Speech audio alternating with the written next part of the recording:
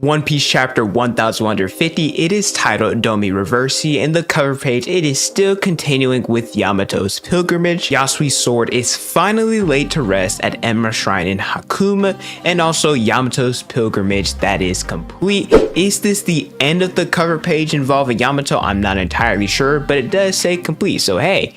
You know, could be, could not be, but with that out of the way, let's get into chapter 1150's breakdown. In the last chapter, we know that Imu took over Gunko's body since there's a whole lot of drama happening at Mary Joa. The Holy Knights, they're taking forever, so Imu is here to show God's dominance. The chapter starts off with the giants arriving to help the kids, and all of a sudden, one of the giants from the bar, they get stabbed. Now, I'm not sure if he was stabbed by Colin or by Gunko's arrow, since what we've seen throughout this arc that allies have turned into enemies, but Colin also is literally right there, so it could be him, could be Gunko, but at the same time nobody reacted to Colin doing anything, so I also think it could be Imu's tail. I'm not really sure.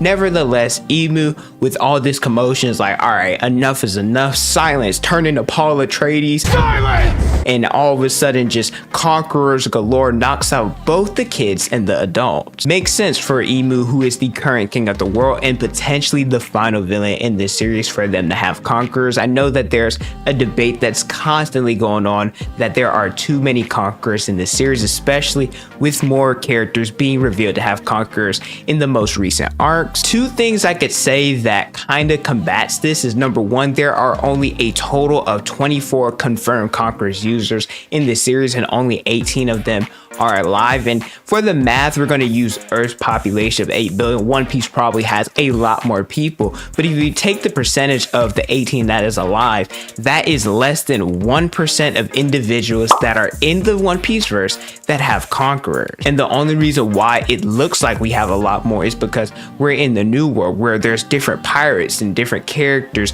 of other factions that have kingly ambitions. So if anything, it would be weird if we didn't have this amount of conquerors in one place. And well, what the heck do you think is going to happen at the final war? Reinforcements have arrived, and it looks like Imu formed a circle with their trident and shot something towards the giants. Honestly, I have no clue how they were able to manifest this circle, but hey, they got the ability to do it. We also got to look at Imu's manifestation within Gunko, as they have devil wings, they have a tail, they have a trident. If you look back at chapter 19, and it was referenced in the Harley as well, this was the first mention of the Sea Devil, and it appears we finally got their appearance, or at least the manifestation, in this chapter. These Straw Hats, they're tied up. They notice Imu's aura, Imu's conqueror, spiritual pressure. They're like, oh shoot, where the heck is Luffy, Zoro, and Sanji? We need them here now, as well as the new giant pirates, Haruden. Stuff is hitting the fan. We need some help. I'm glad that this happened, because typically when characters are mentioned like this, it means that they're going to make an appearance, and it's about dang time. I've been enjoying Elbaph. I think there's been a lot of discourse of whether people like the art, whether it's been underwhelming. There have been different instances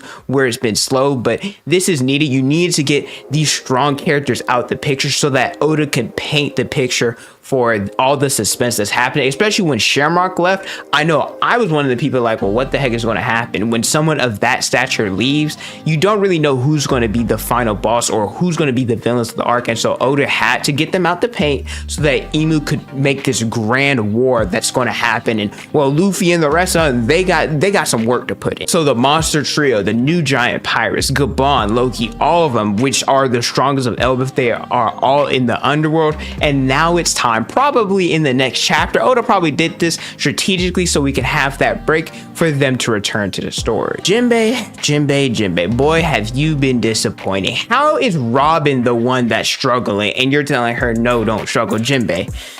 He's getting the Bucky Barnes treatment. If you guys ain't seen Thunderbolts, I ain't gonna necessarily spoil anything, but man, ever since Bucky turned back to our side, he ain't done nothing. Ever since Jinbei joined the Straw Hats, he did some stuff in Wano. I'll give him credit taking down who's who, but why is he regulated to just being a fireman? Because he ain't do nothing in Egghead, and so far, he ain't done nothing in Elbaph. It's kind of like you're playing an RPG or a video game. You take down the super insane boss and they get to be recruited to your team. You're excited. You're like, yeah, I had to go through 10 different potions. I died 100 times. I get this beast on my team. And then they show up and you're like, Well, what happened? Where'd all your OP powers go? What? And it's kind of a shame because I kind of figured something like this was going to happen because the monster trio is always going to be the monster trio. They're always going to do their thing, and so they have to eat. And this is the problem with having so many characters as a part of the crew is that, well, only so many people can eat at one time. And so when the monster trio eats,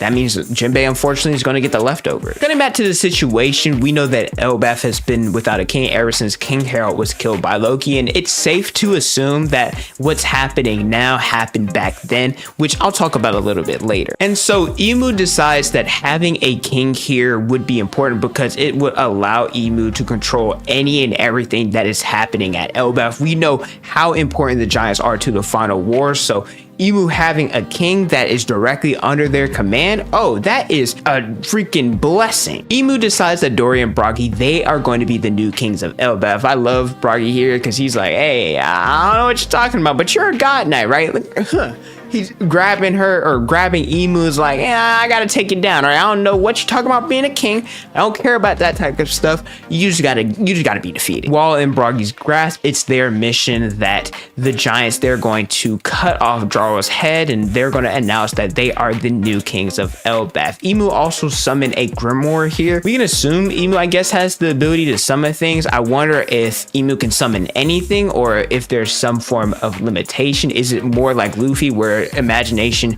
is limitless? I think that would be more fitting because Emu's supposed to be the antithesis of Luffy. Nevertheless, Emu summoned a dagger and a gun so that they would stab Brogy, allowing them to be free, and then they shot him, and they shot Brogy's entire arm off, which okay, Brogy, he's cooked. But if you guys have made it this far into the video and you're enjoying the content, let me know by leaving a like, subscribing to the channel, and hitting the notification bell so you guys never miss out on a new video. I put out different One Piece content almost each and every day. Another crazy thing is that Emu can force people to sign these devil contracts. Imagine just minding your business, all of a sudden Emu's like, up your mind. I would be pissed because Emu is forcing Brogy into this contract, turning him into a strong and bigger. I gotta mention that too because you see it later how gigantic they are. The giants are already giant. Imagine being a giant that's even bigger. It's probably they're now the size of Loki or something. Being this undying demon, I don't know if I want that, especially with the repercussions that you're probably gonna face with it. This is done, and I assume it's by the Seal of Solomon, or at least that's what it's based off of. If you guys don't know what that is, the ring is used to seal demons, and it gave Solomon the power to command the supernatural, including Shidam and Jin, and it gave him the ability to speak to animals. Emu stated that this is in exchange for some measure of lifespan.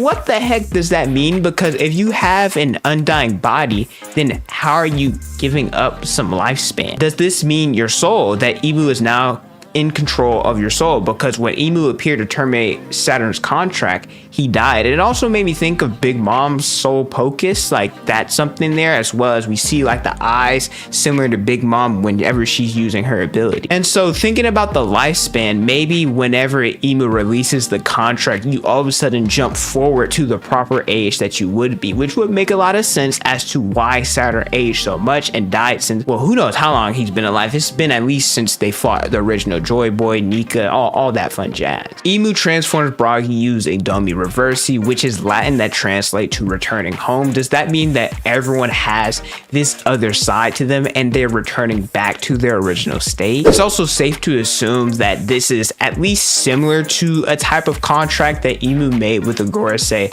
and the Holy Knight, since Brogy, his arm regenerated, and we also see that transmutation circle as well. By the way, it's not only Brogy who transformed, no, it's Dory as well. They are both demons as well as other smaller giants that, well, we don't really care about. One major difference is that the giants, they have wings, they have horns compared to the Holy Knights and the Gorosei, which begs the question, why, unless it's under a different contract? Is it something that if you're forced against your will that it allows you to transform into this version compared to the Holy Knights and the Gorosei that did it willingly? I wonder if with the presence of demons and devils that it now confirms that the individuals with D in their name that Emu's afraid of defeated them because they're not actually enemies of the gods, but they're enemies of the devil. By the way, it was also foreshadowed back in chapter 633 with a cover page that Dory and Brogy that they will turn into enemies, as well as Luffy made mention to this during Elbaph's banquet. With the reveal of the contract stuff, I have seen people talk a little bit more about Harold. Remember Loki?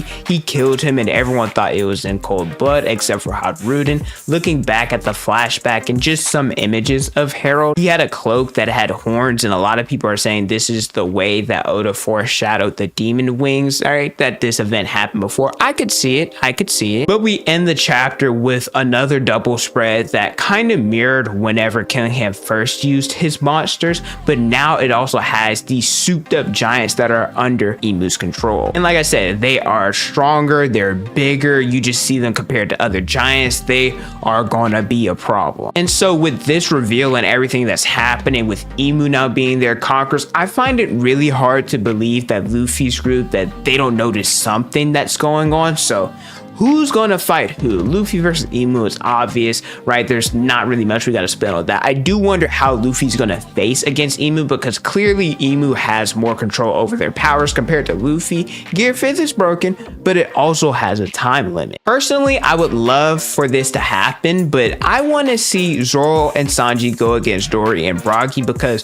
well, first of all, I know people are going to talk about the size and that because they're souped up and super big, they should probably fight Loki, and that's fair. It's kind of hard for Loki to have opponents with him being as big as he is. Let's be honest, size don't really matter in One Piece. Luffy fights big opponents all the time. Zoro and Sanji, they fight big opponents all the time. I think the reason would be cool is because Zoro and Sanji, contrary to popular belief, they do parallel them. I also think it would be cool with how they struggled going against a giant of this magnitude in Oars back at Thriller Bark. Granted, part of it because of Moria having Luffy's shadow, blah blah blah. But still, until Nightmare Luffy showed up, they did end up getting defeated by him. And also I think it'd be cool because of what happened with Road and how he talked about humans compared to giants in the beginning, how humans don't stand a chance. This would be Zoro and Sanji proving him wrong. Then there's the Holy Knights. I like them. I think they're cool, but with Shamrock not being here, it just seems like the Straw Hats would be too strong for them. I know what Gunko did, all right? I know Gunko put paws on them, but that wasn't necessarily the best showing because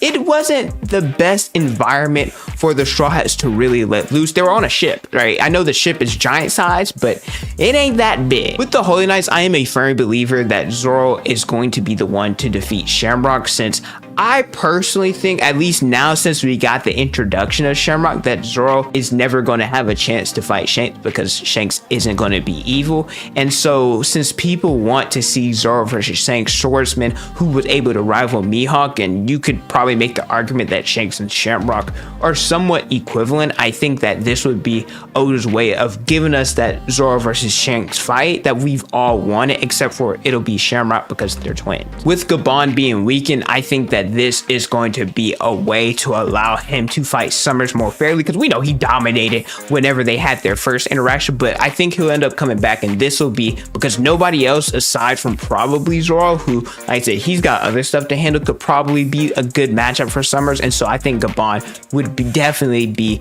you know, like I said, since he's weakened, would be a fair fight. Then there leaves Loki and the New Giants Pirates. Maybe Jarul, he ends up getting turned into a demon. Maybe Haruden, he ends up getting turned, and then he ends up growing bigger, and that way we have the two brothers going against each other. But as I mentioned, I'm actually not sure in terms of size and just strength who is strong enough to compete with Loki. If we all hold him in high regard, if we hold him up there with people like Luffy, people up there like Gaban, Zoro, Shamrock, all of them. So unless Shamrock gets reintroduced maybe and changes some of the matchups, I don't know who he's gonna fight really. And then one last thing I thought of, we know that Loki, if the situation is the same that happened with Harold back in the day, how can we turn them back to normal? Because if that's the case, granted, Loki might be crazy, but if that's the case, then Loki could have turned Harold back instead of killing him back in the day. And so who else is Imu going to transform? Will it be other giants? Will other people show up to Elbaph? Will it be other Straw Hats potentially?